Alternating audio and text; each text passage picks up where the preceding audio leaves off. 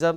آج 3.5 گھنٹے کی پریس کانفرنس اور وہاں پر صحافی جو تھے وہ موجود تھے، سینئر صحافی عاصمہ شیرازی صاحبہ بھی وہاں پر موجود تھیں، سوال کیا ہمارے ساتھ بھی ہیں، ان کو بھی ویلکم کر لیتے ہیں۔ السلام علیکم عاصمہ صاحبہ۔ جی وعلیکم السلام اور السلام علیکم شامی صاحب۔ وعلیکم السلام۔ عاصمہ بی بی، اب بسم اللہ آپ ہی سے کرتے ہیں، یہ بتائیے کہ آپ نے کیا محسوس کیا کہ کیا میسج تھا ڈی جی صاحب کا، کیا بات وہ کس سے کہنا چاہتے تھے اور کیا حاصل کرنا مقصود تھا؟ جی شامی صاحب، یہ جو پریس کانفرنس تھی، مجھے تو ایک ون ورڈ اس کا جو ہے وہ سمجھ میں آتا ہے پوری پریس کانفرنس کا، اور یہ ہے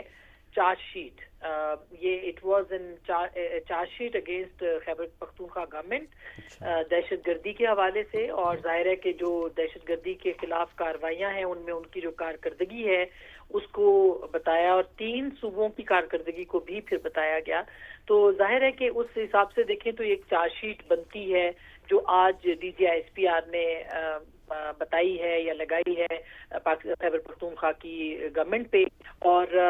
جو کارروائیاں انہوں نے، خاص کر کے ان کا یہ سوال کہ اس میں سے 80% جو اٹیکس ہیں وہ صرف خیبر پختونخوا کے اندر ہوئے ہیں۔ تو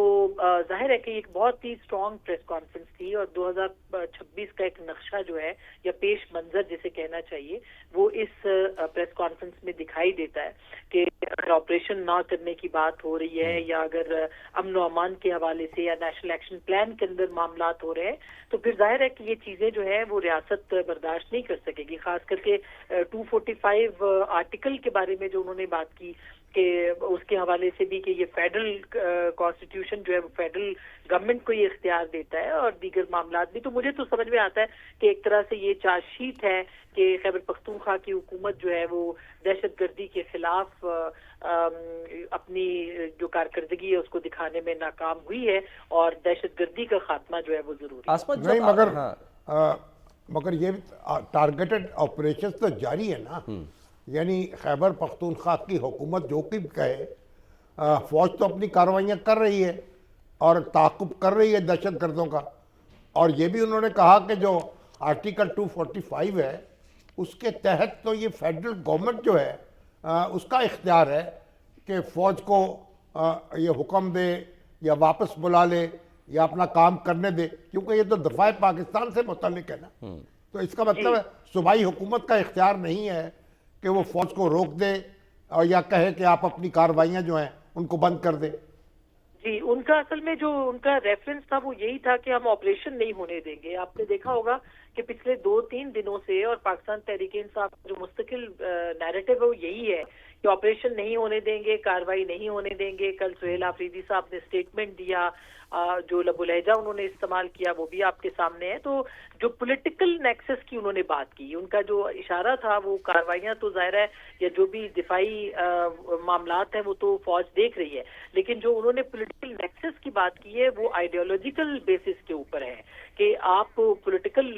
جو نیکسس ہے وہ پرووائڈ کرتا ہے وہ نظریاتی بنیاد جو کہ دہشت گردوں کے بیانیے کے ساتھ ملتی جلتی ہے اور کنفیوژن پھیلاتی ہے۔ تو میرا خیال ہے اس کو انہوں نے اس کے حساب سے دیکھا ہے اور اس کو اس کے حساب سے بتایا ہے، جو کہ بہت امپورٹنٹ یوں بھی ہے کہ جو بھی جنگ ہوگی وہ پولیٹیکل ول کے بغیر تو وہ جیت نہیں جا سکتی۔ آپ گلی محلے کوچے کے اندر جب لڑائی لڑتے ہیں، اس طرح کی کائنیٹک قسم کی وار ہوتی ہے، تو اس کے اندر آپ کو پھر پولیٹیکل سپورٹ اور پبلک سپورٹ چاہیے ہوتی ہے، اور ایک پولیٹیکل پارٹی ہے پاکستان تحریک انصاف آف کورس، اور وہ بار بار یہ بات کرتی ہے کہ ہمیں مذاکرات کرنے چاہیے، ہمیں آپریشن نہیں کرنا چاہیے، جس پہ انہوں نے کہا کہ ہم کیا ہیبت اللہ سے کے ہاتھ پہ بیعت کریں یا ہم نور ولی محسود کو چیف ایگزیکٹو بنا دیں۔ لیکن عاصمہ جب سوال یہ ہوا کہ جی اس کا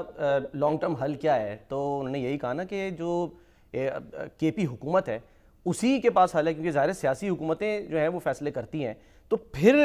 کس طرح سے جو ہے وہ ہم ویلکم کرتے ہیں، قمر چیمہ صاحب بھی ہمارے ساتھ ہیں، ان کو بھی ظاہر ہے وہ ہمارے ساتھ موجود ہیں، یعنی اسی اتار کے لانڈے سے دوا بھی لینی ہے، بیمار ہوئے جس کے سبب۔ جی بالکل، اس کے بغیر تو چارہ نہیں ہے۔ دیکھیے ریاست تو اس وقت پھنسی ہوئی ہے، پھنسی ہوئی کیوں ہے کہ وہ کہتے ہیں کہ ہم نے اب گڈ اور بیڈ کی پالیسی ترک کر دی ہے، ہم یہ کلیئرٹی کے ساتھ آگے بڑھ رہے ہیں، لیکن اس کلیئرٹی کے اندر کنفیوژن جو ہے وہ پولیٹیکل نیریٹو بن رہا ہے، اور اس پولیٹیکل نیریٹو کے وہ خلاف ہیں۔ تو ریاست تو بہرحال اس معاملے کے اوپر جو ہے وہ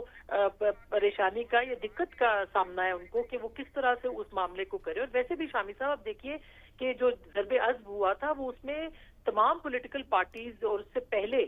جب سوات کا آپریشن ہوا تھا اس میں بھی تمام سیاسی جماعتیں ایک صفحے پہ تھی اور سب نے مل کے چیلنج کیا تھا دہشت گردوں کو. اس وقت تو تحریک انصاف بھی جو ہے اسی صفحے پہ تھی جس پہ باقی جماعتیں تھیں. جی بالکل. اور میرا خیال سہیل آفریدی صاحب جو ہیں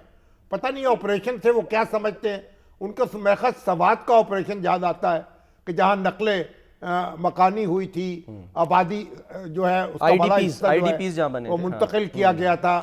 اور خالی کرا لیا گیا تھا بستیوں کو. اس کے بعد پھر کارروائی ہوئی تھی. میرا خیال آپریشن سے مراد ان کی شاید وہی ہے کہ بھئی لوگوں کا نقل مکانی کرنی پڑے گی، گھروں سے نکالنا پڑے گا. وگرنہ کارروائیاں تو جاری ہیں، ٹارگیٹڈ آپریشن تو اب بھی ہو رہے ہیں. جی یہی آتا ہے کہ ٹارگیٹڈ آپریشن بھی ہو رہا ہے، لیکن ساتھ ساتھ سہیل آفریدی صاحب جو ہے وہ ہر دوسرے دن یہ اسٹیٹمنٹ بھی دیتے ہیں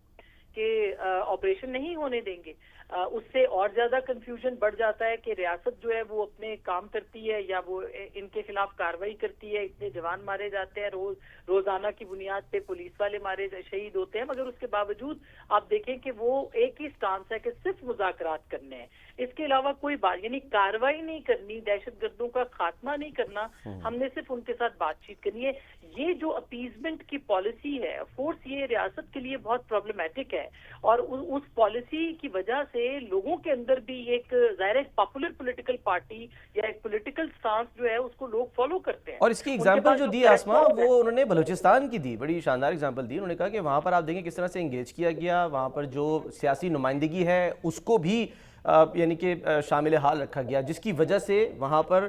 کنٹرول جو ہے وہ زیادہ رہا دہشت گردی کے خلاف. اب آج کی پریس کانفرنس کے بعد، کیونکہ ایک لاسٹ تو وہ تھی جو ہم نے دیکھی تھی، اس میں وہ آپ کو یاد ہے ذہنی مریض والی جو بات ہوئی تھی، آج کی پریس کانفرنس کے بعد آپ کو کیا لگتا ہے کہ کیا ہارڈ اسٹیٹ سے ویری ہارڈ اسٹیٹ بننے کی طرف جا رہے ہیں؟ میرا نہیں خیال، جب بار بار وہ آئین کی بات کر رہے ہیں تو اس کا مطلب ہے کہ جو بھی کام ہوگا وہ آئین کے دائرہ کار کے اندر رہتے ہوئے ہوگا. لیکن کلیئرٹی کے ساتھ 2026 کے اندر دہشت گردی کے خلاف جنگ کو آگے لے جانا پڑے گا، نیشنل ایکشن پلان کے اوپر عمل درآمد کرنا پڑے گا، اس کے کیے بغیر چارہ نہیں ہے. اور یہ ریاست کے لیے بھی سب سے بڑا چیلنج ہے، یہ پاکستان کی سیاسی جماعتوں کے لیے بھی چیلنج ہے. اور ظاہر ہے کہ جب کارروائی کی جائے گی تو انہوں نے ایک ہائی لائٹ کیا ہے عمران خان صاحب کا ایک ٹویٹ جس کے اندر وہ یہ کہتے ہیں کہ ہمیں سیاسی طور پر ANP کی طرح کمزور کیا جا رہا ہے. یہ سوال سب سے زیادہ اہم ہے کہ اگر دہشت گردوں کے خلاف کارروائی ہوگی تو یہ سیاسی جماعت کو کمزور کرنے کے مترادف کیسے ہوگی. اور میرا خیال ہے یہ وہ سوال ہے جس کو اٹھانے کی اجازت آپ جیسے ہم جیسے ان کو پاکستان کے اندر کمی ملتی ہے، اور وہ کم اس لیے ملتی ہے کہ آپ کے اوپر ایک پوری ٹرول بریگیڈ ہے جو آ جاتی ہے اور وہ کہتی ہے کہ آپ کو سوال کرنے کا اختیار نہیں ہے. اسی طرح سے انہوں نے یہ کہا کہ باقی سیاسی جماعتیں جو ہیں ان کے اوپر کیوں اٹیک ہوتے ہیں اور ان کے اوپر اٹیک کیوں نہیں ہوتے. مطلب یہ ہے کہ انہوں نے صاف ایک واضح لفظوں میں یہ سوال اٹھا دیا ہے کہ یہ جو اپیزمنٹ ہے پاکستان تحریک انصاف کی فتنہ الخوارج کے ساتھ، یہ اپیزمنٹ کیوں ہے، اور یہی وجہ ہے کہ ان کے اوپر وہ ان کے مطابق اٹیکس نہیں ہوتے ہیں.